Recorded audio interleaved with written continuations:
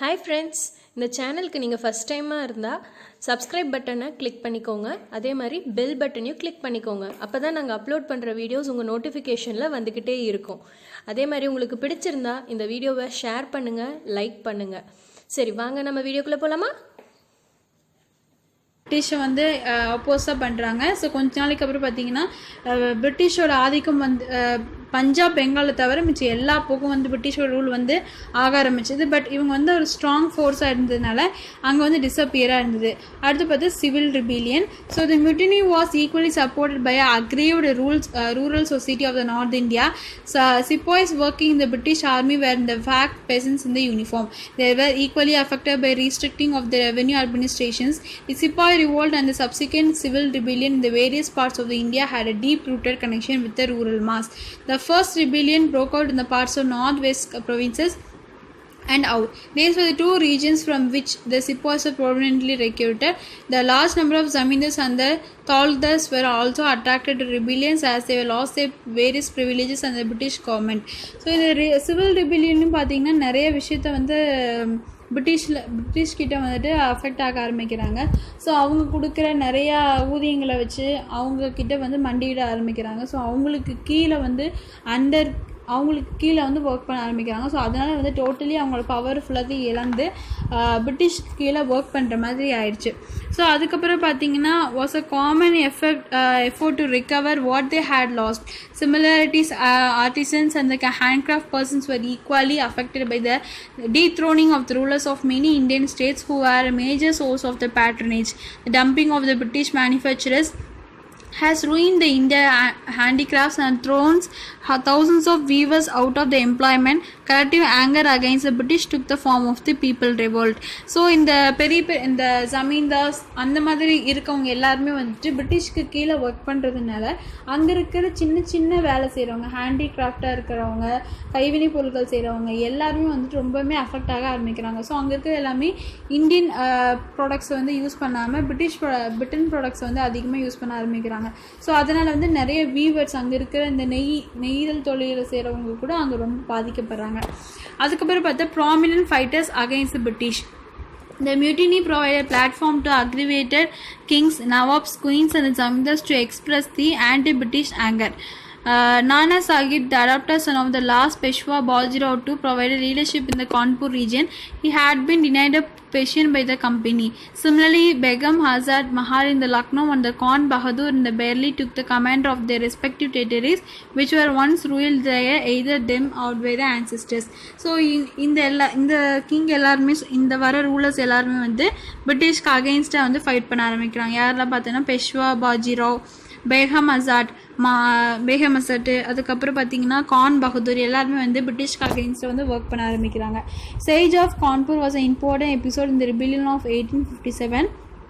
The besieged company forces and the civilian in the Kanpur were unprepared for extended siege and they surrendered to rebel forces under the Nana Sahib instead of the safe passage to Allahabad.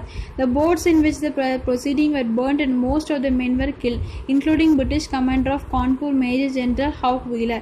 So இவங்களுக்கு நிறைய conflict நடக்கிறதுனால both பிரிட்டிஷும் சரி இந்தியனும் சரி ரெண்டு பேருமே நிறைய பேர் இறக்க ஆரம்பிக்கிறாங்க. ஸோ இது ஒரு இம்பார்ட்டண்டான 2 மார்க்ஸ். ஸோ இது 2 மார்க்லையும் கேட்பாங்க. Maybe it is asked in government examinations. So இது ரொம்ப இம்பார்ட்டண்டான ஒரு பாயிண்ட்னு சொல்லி பார்க்கலாம். ஸோ அது நம்ம கண்டிப்பாக கவனிக்க வேண்டிய ஒரு விஷயம். So another such significant leaders was Rani Lakshmi Bai, who assumed the leadership in Jhansi. In her case, Dalhousie, the Governor General of Bengal, has refused her request to adopt a son as her successor after her husband died, and the kingdom was annexed under the doctrine of lapse. Rani Lakshmi Bai battled the mighty British army until she was defeated.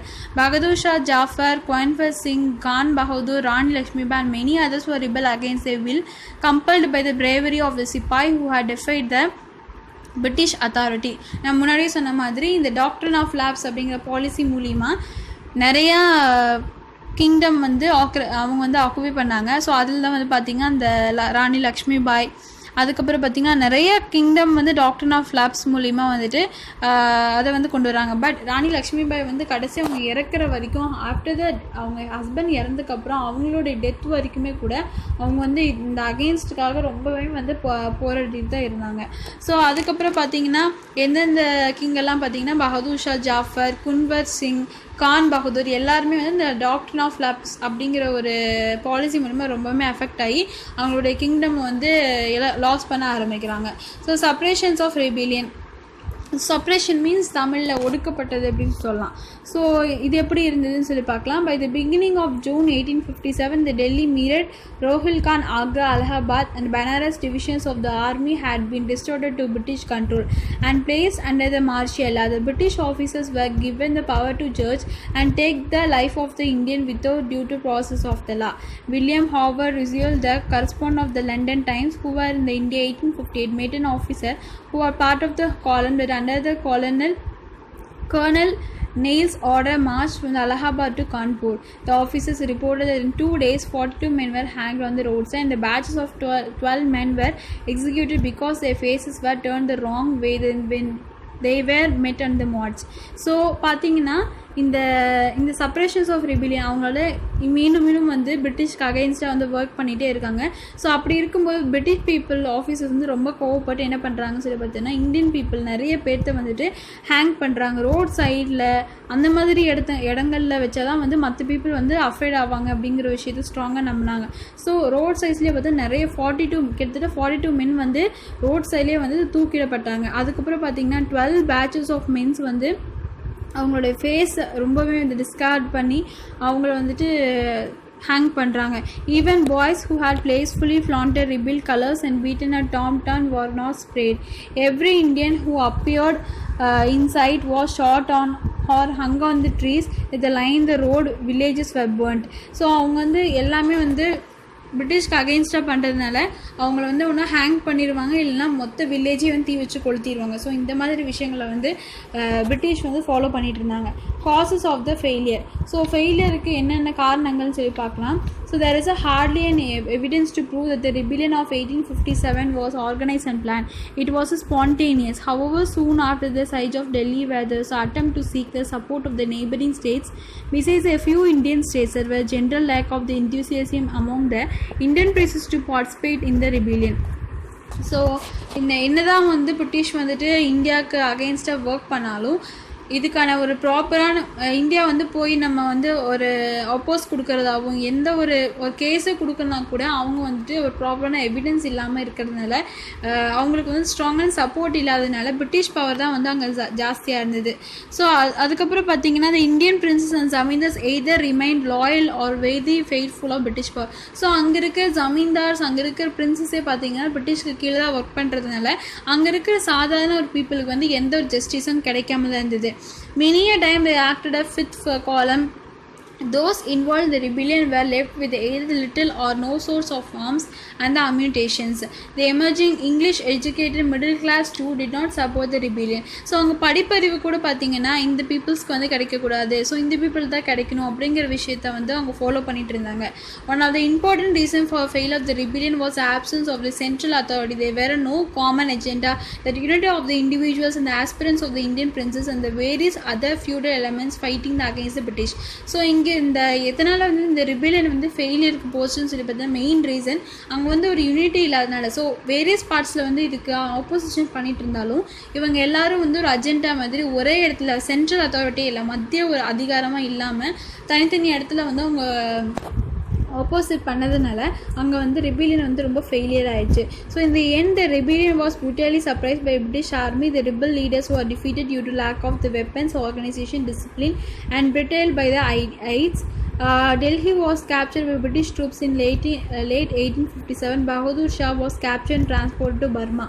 அதுக்கப்புறம் பார்த்தீங்கன்னா at end பார்த்தீங்கன்னா இது இவ்வளோ பண்ணதும் வந்து வேஸ்ட்டாக தான் போச்சு. கடைசியில் பார்த்தீங்கன்னா அவங்க எல்லாத்தையும் வந்து டிஃபீட் பண்ணிடுறாங்க. ஸோ அந்த ரிபல் லீடர்ஸ் எல்லாத்தையும் டிஃபீட் பண்ண எதனால லேக் ஆஃப் அங்கே இருக்கிற ஒரு ஆர்கனைசேஷன் கரெக்டாக இல்லாதனாலையும் வெப்பன்ஸ் கரெக்டாக இல்லாதனாலையும் வந்துட்டு அங்கே இருக்க லீடர்ஸ் எல்லாத்தையும் வந்துட்டு ஷார்ட் பண்ணிடுறாங்க இல்லை ஹேங் பண்ணிடுறாங்க. ஸோ அதுக்கப்புறம் பார்த்தீங்கன்னா India becomes a grown colony. So India வந்து அதுக்கப்புறம் எப்படி க்ரோன் காலனியாக மாறிச்சு அப்படின்னு சொல்லி பார்க்கலாம். The British were shocked by the events of 1857. The British Parliament adopted the India Government Act in November 1858 and India was pronounced as one of the many crown colonies to be directly governed by the Parliament. The responsibility was given to member of cabinet designated as Secretary of State of the India. The transfer of power from the East India Company to the British Crown also meant that there was a regular parliamentary review of the Indian affairs. So அதுக்கப்புறம் பார்த்திங்கன்னா அது வரைக்கும் east India கம்பெனிக்கிட்ட நம்மளோட India வந்து இருந்தது. அதுக்கப்புறம் இந்த British crown காலனியாக மாறினதுக்கப்புறம் இது வந்து டோட்டலி வந்து யார் கைக்கு போச்சு அப்படின்னு சொல்லி பார்த்தா பிரிட்டிஷ் க்ரௌன் அவங்க டேரெக்டாக அவங்க வந்து அட்மினிஸ்ட்ரேஷன் பண்ணுற மாதிரி டேரக்ட் பார்லிமெண்ட் வந்து அட்மினிஸ்ட்ரேஷன் பண்ணுற மாதிரி இந்த விஷயம் வந்து 1857 வந்துட்டு இன்ட்ரடியூஸ் பண்ணுறாங்க. சேஞ்ச் இந்த அட்மினிஸ்ட்ரேஷன். ஸோ இந்த ஈஸ்ட் இந்தியா கம்பெனிலேருந்து பிரிட்டிஷ்க்கு போகிறதுனால என்ன டைப் ஆஃப் அட்மினிஸ்ட்ரேஷனை வந்துட்டு அவங்க ஃபாலோ பண்ணாங்க, என்னென்ன சேஞ்சஸ் நடந்ததுன்னு சொல்லி பார்க்கலாம். So the British rule and its policy underwent a major overhaul after 1857. British followed a cautious approach to issues of the social reform. Queen Victoria proclaimed to the Indian people that the British would not interfere in the traditional institutions and religious matter. It was a promise that the Indian would be absorbed in the government services. Two significant changes were made to structure of the Indian army. So இதில் வந்து இந்த queen Victoria அப்படிங்கிற ரொம்ப important point. So இது வந்து நிறைய எக்ஸாம்ஸில் கேட்டுருக்காங்க. So யார் வந்துட்டு இந்தியன் பீப்புள் அவங்க என்ன சொல்கிறாங்க பார்த்தீங்கன்னா இந்தியன் பீப்புளோட கல்ச்சர்லேயும் ரிலீஜியஸ்லையும் அவங்க வந்து இன்டர்ஃபியர் ஆக மாட்டோம் அப்படிங்கிற ஒரு காமனான ஒரு ஸ்டேட்மெண்ட்டை வந்து வைக்கிறாங்க. அது யாருன்னு பார்த்தா queen Victoria. So this is important point. So அடுத்து பார்த்தோன்னா 2 significant changes were made to structure of the Indian army. The number of Indians was significantly reduced. Indians were restrained from holding important ranks and positions. The British took control of the artillery and they shifted their recruiting efforts to regions and the communities and remained loyal during 1857. For instance, the British turned off the Rajputs, Brahmins and North Indian Muslims and looked towards non-groups like Goha, Sikhs, Parthans. British also exploited the caste, religions, linguistic and the regional differences in the Indian society through what came to know the divide in the rule policy. So இந்த அட்மினிஸ்ட்ரேஷனில் என்னெல்லாம் இருந்துன்னு சொல்லி பார்த்தீங்கன்னா அவங்க வந்துட்டு இந்த மாதிரி நாங்கள் வந்து எந்த ஒரு ரிலீஜியஸ்க்கும் இன்டர்ஃபரன்ஸ் ஆக மாட்டோம்னு சொல்லி குயின் விக்டோரியா வந்து சொல்கிறாங்க. அதுக்கப்புறம் பார்த்திங்கன்னா இந்தியனோட அந்த ஆர்மியில் வந்து நிறைய இந்தியன் ஆர்மியில் இந்த பீப்புள்ஸ் எல்லாத்தையும் எடுத்துகிட்டு நிறைய பிரிட்டிஷில் இருக்கிறவங்க பீப்புள்ஸையும் வந்துட்டு போட ஆரம்பித்தாங்க.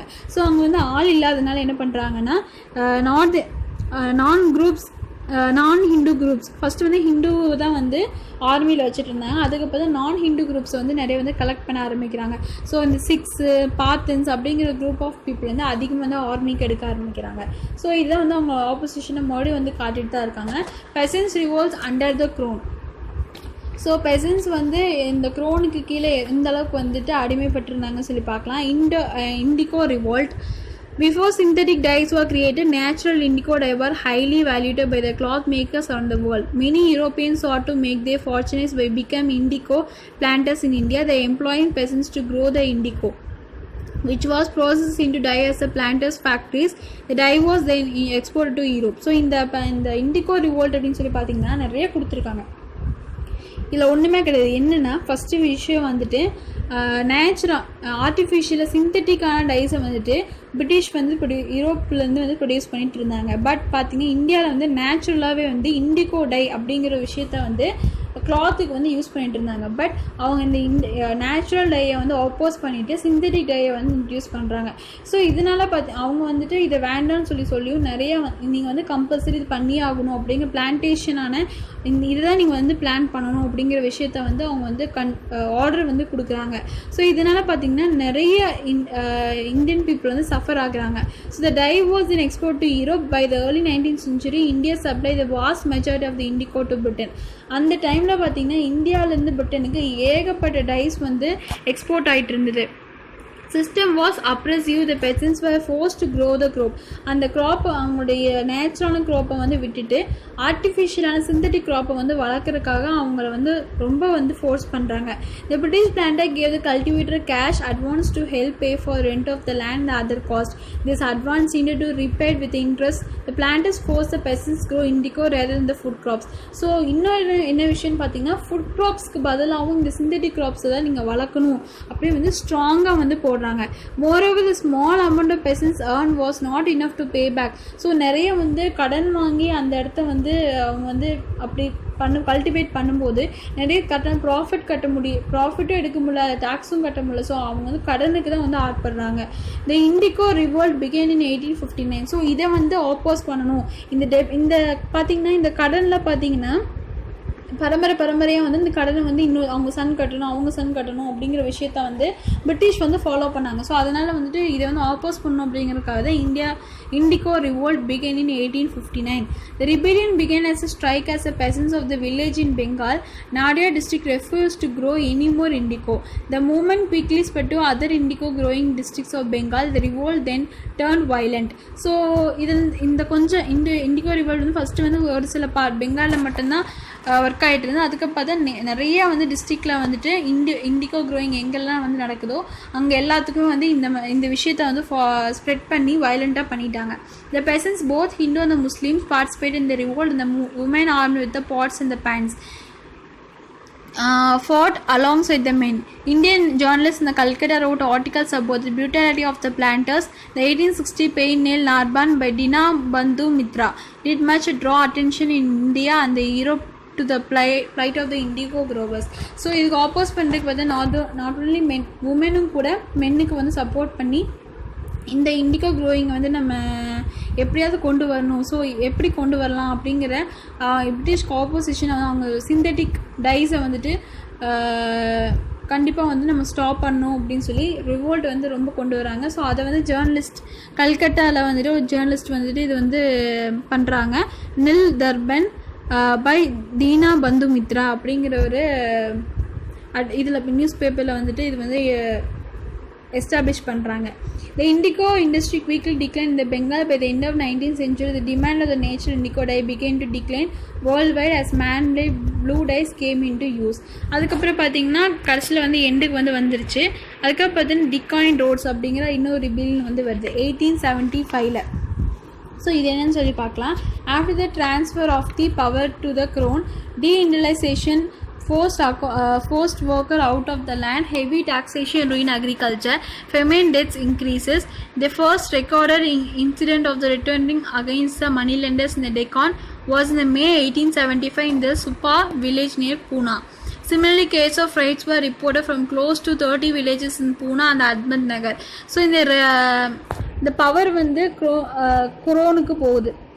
ஃபஸ்ட்டு அந்த பிரிட்டிஷ் ஈஸ்ட் இந்தியா கம்பெனியில் பிரிட்டிஷ்க்கு அப்புறம் குரோன். ஸோ அந்த பவர் வந்து மாறிட்டே இருக்கிறதுனால அங்கே வந்து டீஇண்டஸ்ட்ரியலைசேஷன் வந்து நடக்க ஆரம்பிக்குது. ஸோ கம்பெனிஸ் எல்லாத்தையும் வந்து அவங்க பண்ணுற இந்தியன் பீப்புள் என்ன பண்ணுறாங்களோ ஸோ அது எல்லாத்தையும் வந்து ஆப்போஸ் பண்ணுறாங்க. ஸோ ஹெவி டேக்ஸ் வந்து விதிக்கிறாங்க. ஸோ அதனால் வந்து அவங்களால டேக்ஸ் கட்ட முடியறதில்ல. அதுக்கப்புறம் பார்த்திங்கன்னா பெண் சிசு கொலை அப்படிங்கிற ஒரு நிறைய விஷயங்களை வந்துட்டு அவங்க அப்படி நிறைய வந்து பண்ணிகிட்டே இருந்தாங்க. ஸோ பிரிட்டிஷ் வந்து இந்த பெண்கள் வந்து இருக்கக்கூடாது. ஸோ ஃபெமினின் டெத் அப்படிங்கிற விஷயம் அங்கே வந்து இன்க்ரீஸ் ஆகிட்டு தான் இருந்தது. ஸோ நிறைய வில்லேஜஸே வந்து க்ளோஸ் ஆகிடுச்சு. மொத்த பீப்புள்ஸே வந்துட்டு ரொம்பவுமே வந்து கஷ்டப்படுத்த ஆரம்பிக்கிறாங்க. So rioting was directly mostly the Gujarat money lenders under British rule. Peasants were forced to pay revenue directly to the government. Also under new law, moneylenders were allowed to attach the mortgaged land of the defaulters and acquisition itself. This resulted in the transfer of land from the cultivators to non-cultivating classes, trapped in the vicious cycle of the debits and unable to pay the outstanding amount. The peasants was forced to abandon cultivations. So இது எல்லாமே பார்த்தீங்கன்னா அப்போசிஷனாக போயிட்டு தான் இருக்குது. But nobody has a conclusion. According to the anthropologist Kathleen Gough, இது வந்து ஒரு இம்பார்ட்டண்டான ஒரு விஷயம். ஸோ சம்டைம்ஸ் வந்துட்டு கரண்ட் ஆஃப் இம்பார்ட்டண்ட் ஒரு நியூஸாக வந்து பார்க்க போகிறாங்க. சம்டைம்ஸ் வந்து இந்த எக்ஸாம்ஸில் கேட்டுட்டு தான் இருக்காங்க. So anthropologist Kathleen Gough, British rule brought in dissension and suffering among the peasants which was more prolonged and widespread than that occurred in the Mughal times. Ranajit Guha writes, agrarian disturbance in many forms and on scales ranging from local riots to warlike campaigns spread over main districts were endemic throughout the first 3/4 of British rule until the very end of the 19th century. So அடுத்து பார்த்தோன்னா foundation of Indian National Congress. So அடுத்து வந்து Indian National Congress வந்துட்டு எப்படி வந்துட்டு form பண்ணாங்கன்னு சொல்லி பார்க்கலாம். ஸோ இந்தியன் நேஷ்னல் காங்கிரஸ் வந்துட்டு எப்படிலாம் ஃபார்ம் பண்ணாங்க, ஸோ என்னென்ன சிஸ்டம்ஸ் எல்லாம் கொண்டு வந்தாங்கன்னு சொல்லி பார்க்கலாம். So the second half of the 19th century saw the emergence of the national political consciousness among a new social class of the English educated Indians. The Indian intelligence played a great critical role in generating a national consciousness by exposing a large number of people to the idea of the nation, nationalism, and various democratic aspirations. They articulated modern nations of the citizenship, the idea of the states, civil society, human rights, equality before the law, liberty and distinctions between public and the private, sovereignty, democracy and so on. The flourishing of print media, both in the vernacular and the English, played a significant role in circulating such ideas. Even though they were numerically small, they had a national character and capacity to establish contact all in the Indian scale. So the rise of the nationalism. So நம்ம nationalism வந்து rice ஆகிருக்கு 1870 1885 அப்போ தான் வந்து national காங்கிரஸை வந்து form பண்ணுறாங்க. So அவங்க என்னெல்லாம் வந்துட்டு கொண்டு வராங்க சொல்லி பார்த்தீங்கன்னா, நம்மளுக்கு ப்ராப்பரான எஜுகேஷன் வேணும், டெமோக்ராட்டிக் வேணும், நமக்கு குடியரசு வேணும் அப்படிங்கிற விஷயத்த வந்து